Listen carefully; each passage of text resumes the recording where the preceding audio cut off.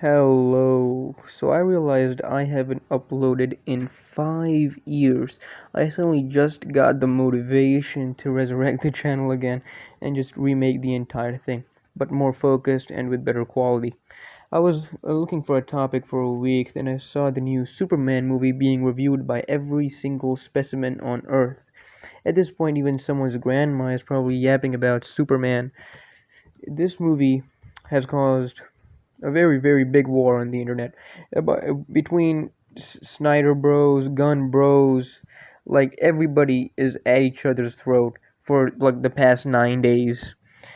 And you hate the movie, you get shat on. You love the movie, you get shat on. You say the movie is okay, you got jumped on by both the bros. Overall, the movie is doing pretty good. It's $300 million in 9 days. Pretty good for a superhero movie because superhero fatigue. In general, it depends on. This is kind of subjective because a lot of people say it doesn't exist. It does exist. It's kind of a huge debate. So it's doing pretty well in the box office regard. But what do I think of this movie? What do I think of this movie? It's the best superhero movie ever made. Now hold on. Now everybody got their pitchforks ready. Uh, Even the people who loved the movie probably have their pitchforks or are sending an assassin towards my location. But my opinion is simply a fact. You can't argue against it because I said so. You know, did it live up to my expectations? It exceeded them. The slogan used for this movie, the look up, really suits this because it exceeds my expectations. I actually watched this movie about 3 times already. It's that good, and each time it's amazing. The rewatch capability of this movie is outstanding. It's so good that it doesn't rely on any fan service or any like super duper hype moments, like Marvel has been doing these past years, like they did with No Way Home. And because I expected some fan service in this movie, because James Gunn, I thought he was gonna do some fan service, but he didn't do anything, which was really good. So it's a Superman movie built solely for Superman, not just these other random characters just put in the movie for those hype audience reactions. So that's pretty amazing. And so it's better than anything Marvel has put out in the past 5 years. And it's better than anything than Marvel has put out in the past 5 years. And that's, I think many people would agree. It's fast paced, action packed, and it makes sense for it to be fast paced because it had a lot of ground to cover. It's basically introducing this new cinematic universe. The story immediately pulls you in.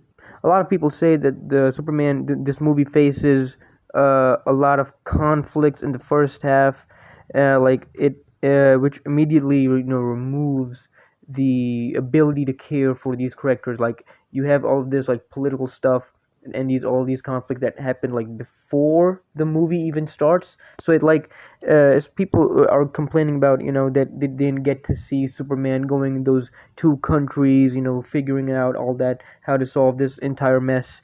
And I mean, yes, it can be a solid argument made, but I kind of disagree. The acting and performances of the actors alone makes you care what is happening on screen. I think the actors really did an amazing job. Really, if because if the acting was any lacking, if it was even a little bit of just just not caring, then it would have been a disaster. I mean, it would have been an absolute disaster if the acting just got a little bit careless in any department. And but so the defense that can be made is that the movie wants you to feel like you're in the movie. You're seeing the character, like you're not just seeing the character, you are the character, and how he is struggling with like 4 to 5 things at once. It immerses you into that position from the start and doesn't let you go until the credits, which is absolutely fantastic for a superhero movie.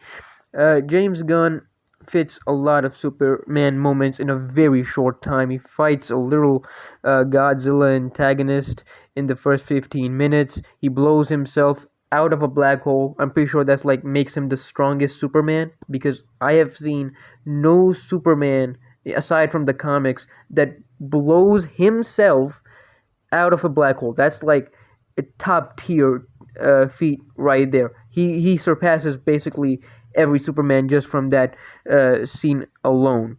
Combining that scene with the soundtrack made me quite tears of joy. It was a really well done scene, combined with the setting of that pocket universe. Really was amazing.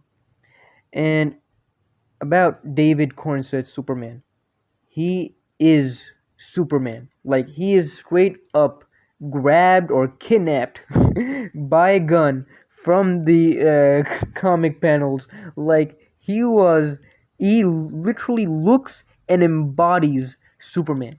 He simply is Superman. You can't say anything other than he is that character. He plays it that well that you can't differentiate between the person and the character he plays. That's how well he plays it. And the casting for everyone is perfect in general. It's not like it's lacking in the casting department, because it's surprising, because a few years ago when this was announced, I thought it was gonna have like some strange casting, because like all of the kind of looked too bright.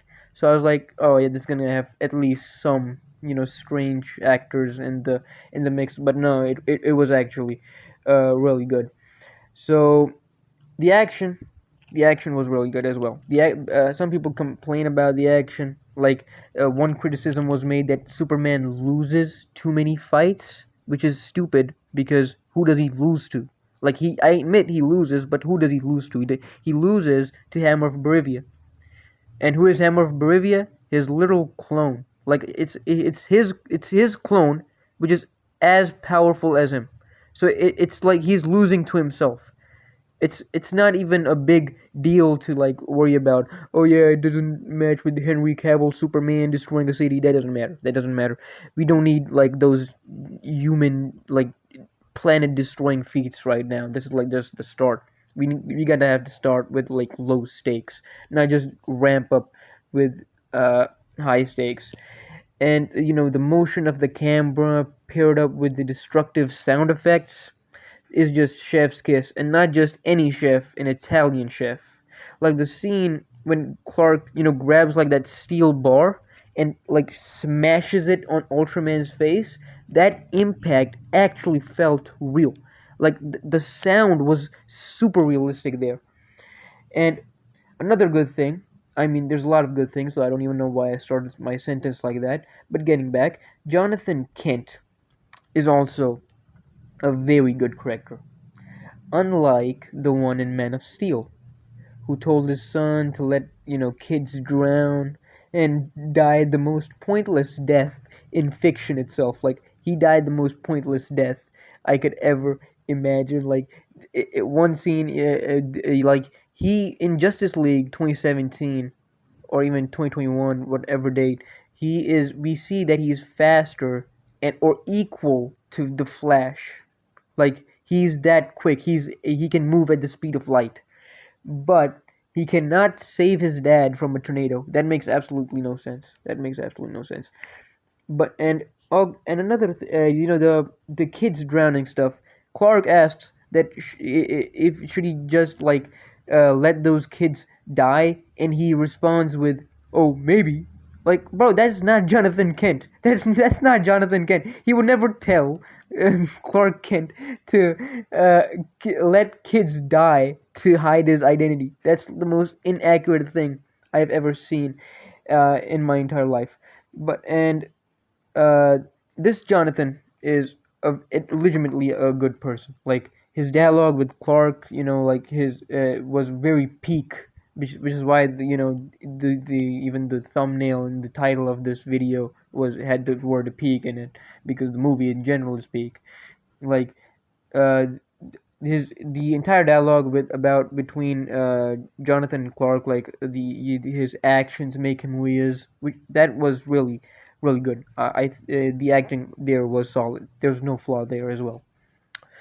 And this Superman, what I like most about him is that he actually saves people. Now, and you are probably asking, like, Oh yeah, he's Superman. He's supposed to save people. That isn't supposed to be big. But compare this Superman with Henry Cavill Superman, bro.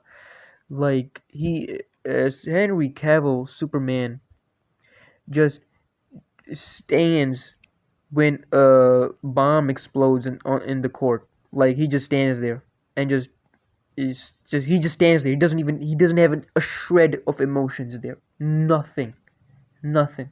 He destroys an entire city when he fights. That's also just garbage. But then, but here when we come to this Superman, I think he's just amazing. Like he's just very like he just radiates hope. Like he just saves a woman from this kaiju almost trampling on her, and he tells her to take deep breaths and just calm down. That's Superman from the comics right there, and he saves a squirrel. Squirrel. Man, my pronunciation is ass. But okay, so he saves a squirrel from he's the kaiju's tail, and that scene was amazing. I have never seen that happen in live action before. Him saving like an animal from like these this huge uh, city level monsters, which is really unique, very unique. He smiles as well, like Superman, and isn't just brooding 24/7 like he's doing a Bruce Wayne impression, or he's attempt at a Bruce Wayne impression. If this is gonna be Superman for like the next 10 years, we are winning. We're very 10 years kind of stands like a big deal. I'm gonna be like 26 when this cinematic universe is gonna end. So yeah, pretty big time period. But two members of the Justice Gang, Guy Gardner and Mister Terrific, were really good. Really good. Guy Gardner, was really comic accurate.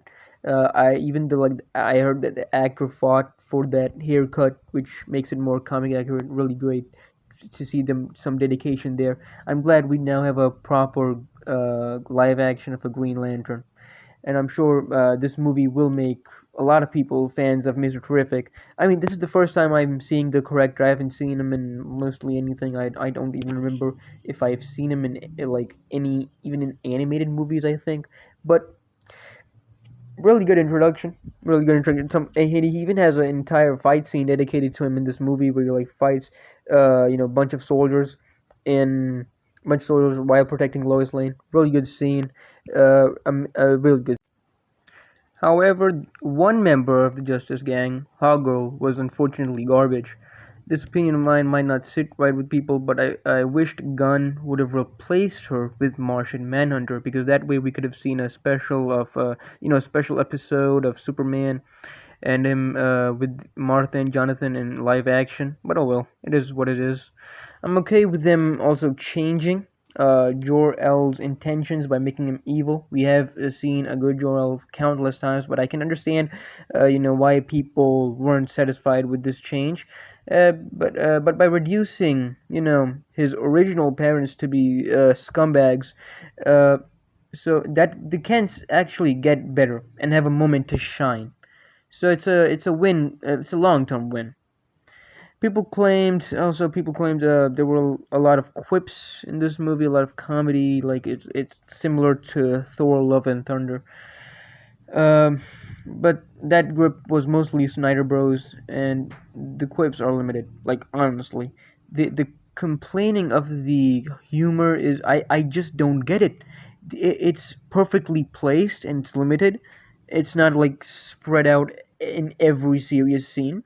So it really I don't understand it. Why was this criticism even made? The comedy is perfectly placed. There's no complaint in that department anywhere. So overall, the story, action, cinematography, the acting are top notch. There's not a single moment I was even bored. There's no fan service, which I'm repeating this point because and I'm repeating this point because I was really shocked. In general, I was just really shocked. Like I was fully expecting some fan service to be there. It's like the trend of these modern superhero movies just to fit in as much of superheroes in the movie. Like, regardless if it's just a movie about one singular dude, it's gonna be filled with fan service. So I'm glad that wasn't in there. Uh, so it's a solid superhero movie from all the angles. The groundwork this lays for the DCU is very strong. The adventurous atmosphere, it really forces your eyes to not get distracted by something else. And if this comic booky fantastical vibe spreads to the next movies, we are loaded for the next decade. One final compliment, not complaint, a compliment I will give is that David Cornswet perfectly embodies both Clark and Superman. He's funny, radiates hope. I now trust James Gunn and Peter Safran, however we pronounce his name, and hope the next 10 years go very well for their vision of the DCU. I have loved these characters for a long time, and seeing them finally be accurately portrayed is very nice to see. That's all I have to say for this video. Subscribe, share, and will help the channel to grow. Bye. Have a great day.